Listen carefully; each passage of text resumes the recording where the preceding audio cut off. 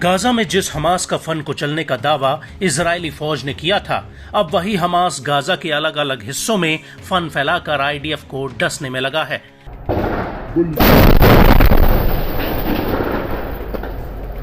एक तरफ जहां हिजबुल्ला इजराइल के ऊपर भीषण रॉकेट और ड्रोन हमले कर रहा है, वहीं दूसरी तरफ गाजा आईडीएफ के लिए मौत का जाल बन गया है। ये बात हम नहीं कह रहे, बल्कि गाजा से आने वाले ये वीडियोस इस बात की तस्दीक कर रहे हैं। जी हां, हम बात कर रहे हैं गाजा के जबालिया में आईडीएफ के ऊपर हुए अटैक की, जिसमें इजरायली सेना को अभी तक का सबसे बड़ा झटका लगा है। इससे पहले कि हम आपको बताएं कि आईडीएफ को गाजा में क्या नुकसान हुआ है, उससे पहले आपको अल कासिम ब्रिगेड का ये वीडियो दिखाते हैं। ये वीडियो गाजा के जबालिया का है, जिसमें अल कासिम ब्रिगेड का एक लड़ाका एक रॉकेट नुमा विस्फोटक पर कुछ लिखता हुआ दिखता है। इसके बाद हमास के दो लड़ाके इस विस्फोटक को बाहर रास्ते में मलबे के नीचे दबा देते हैं। वहीं दूसरी तरफ हमास का एक लड़ाका सीसीटीवी कैमरे के जरिए इस रास्ते पर नजर रखे होता है, और तभी वहां से आईडीएफ का एक मेरकावा टैंक गुजरता है, और जैसे ही ये टैंक बारूद वाली जगह पर पहुंचता है, वैसे ही हमास का लड़ाका रिमोट कंट्रोल से इस आईडी में ब्लास्ट कर देता है, जिसकी वजह से टैंक के परखच्चे उड़ जाते हैं।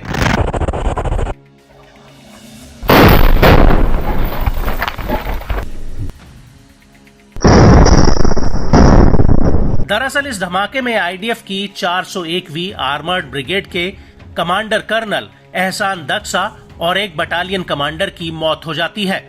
उनके साथ कुछ और अधिकारी भी इस टैंक में मौजूद होते हैं।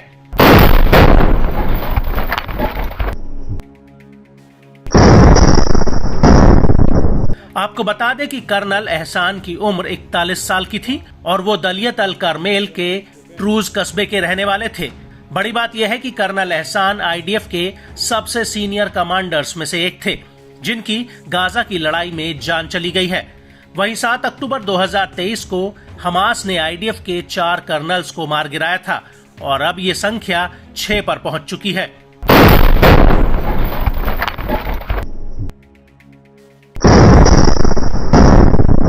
आपको बता दें कि कर्नल एहसान की मौत टैंक के भीतर नहीं, बल्कि टैंक के बाहर हुई है। आईडीएफ की रिपोर्ट के मुताबिक वो अन्य अधिकारियों के साथ टैंक के बाहर कुछ ही मीटर दूरी पर मुआयना करने आए थे, तभी वहां मौजूद आईडी में ब्लास्ट हो गया।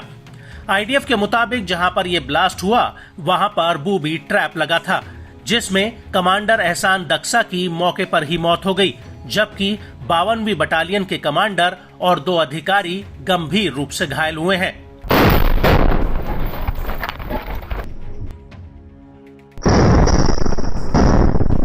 और जिस वक्त यह हमला हुआ, उसी वक्त जबालिया कैंप में अल कासिम ब्रिगेड ने भी आईडीएफ के ऊपर एक बहुत बड़ा हमला किया।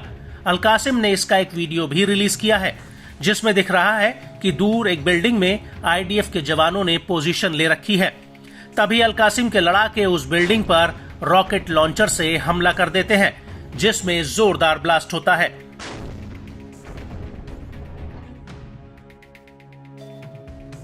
इसके बाद एक खंडर पड़ी इमारत में अल कासिम के 3 से 4 लड़ाके रॉकेट लेकर घुसते हैं, और वो उसके सामने जा रहे आईडीएफ के बुलडोजर पर ये रॉकेट फायर कर देते हैं।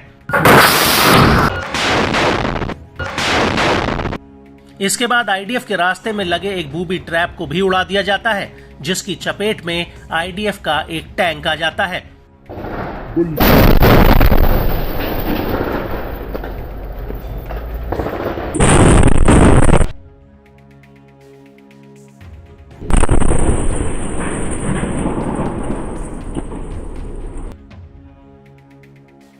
और इसके बाद हमास का एक लड़ाका मलबे के बीचों बीच खड़े एक टैंक पर रॉकेट फायर कर देता है।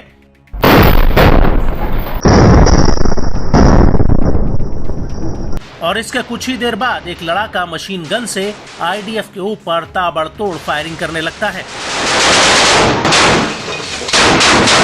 और इस हमले के दौरान ही अल-कुद्स के लड़ाके जबालिया कैंप के बीचों बीच अल-कसासिब में आईडीएफ के एक मरकावा टैंक पर आरपीजी दागते हैं। और अल-कुद्स के इस वीडियो में पहले तो दबे पांव 2 लड़ाके हथियार लेकर गलियों में भागते नजर आते हैं।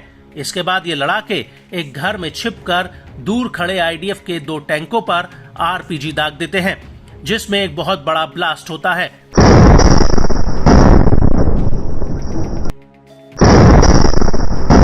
इसके बाद वहां पर आईडीएफ के 2 सैनिक भागते हुए नजर आते हैं। हालांकि इस हमले में आईडीएफ को कितना नुकसान हुआ, इस बात की पुष्टि नहीं हुई है।